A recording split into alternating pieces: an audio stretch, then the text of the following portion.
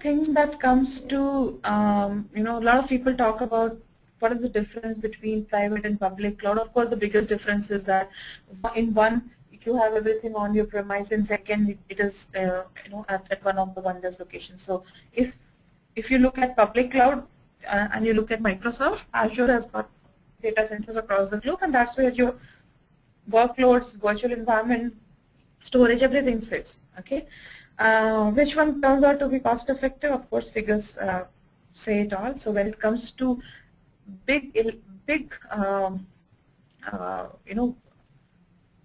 so if I look at a very, very big private cloud, that's where, so it's a small private cloud, it's one small instance that you are consuming on public cloud, it turns out to be not a big difference, but the difference actually crops in when you start looking at the size and the scale.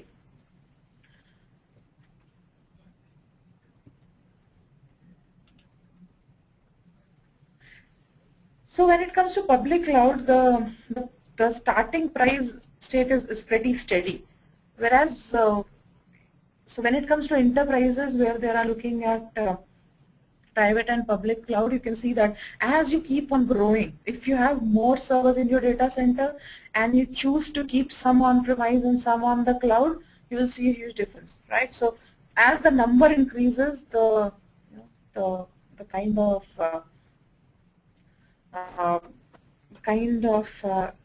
turnaround time, that kind of economics that you see changes dramatically, right? Now, with that, there are a couple of questions which I'm sure comes to everyone's mind. I think I'll come to this deck a little later.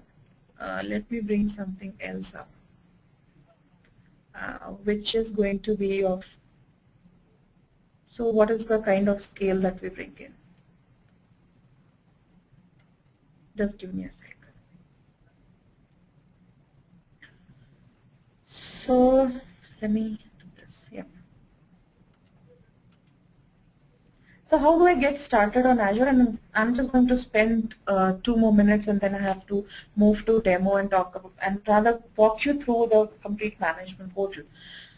But what I wanted to tell you, what I've been speaking till now, is what it translates into the management portal. You can go ahead and you can see that if I'm going to choose to create a virtual machine, I have got all kinds of flavors up there which have been created. These are the images which are available in the gallery. I can simply go ahead and consume them. At the same point of time, I have a choice to bring my own images, which means that I can prep a set of, a kind of virtual machine that I want and bring that image up to the cloud and use that as the benchmark. Some organizations have their own hardening mechanism, etc. You can actually keep that kind of VHD and bring it up online and start using it. Or you can choose to just identify one of the workloads, and you don't want to spread it because that's just one workload. You want to just lift and shift. Okay, then bring that disk on the cloud and we are good to go. How do you bring the disk on the cloud? It is all very, very seamless and straightforward with Microsoft. So how it happens, Azure understands VHD. So if you have got a Hyper-V on-premise, VHD is the format in which you store your virtual machines. In case you don't have, in case you have got a VMware or any other, how it works, let me tell you. Start navigating through.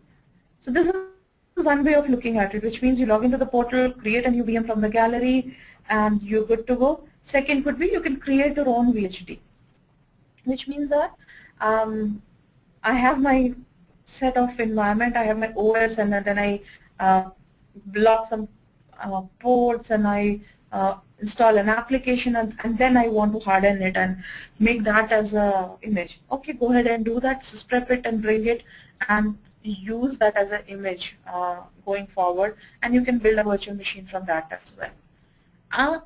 Other thing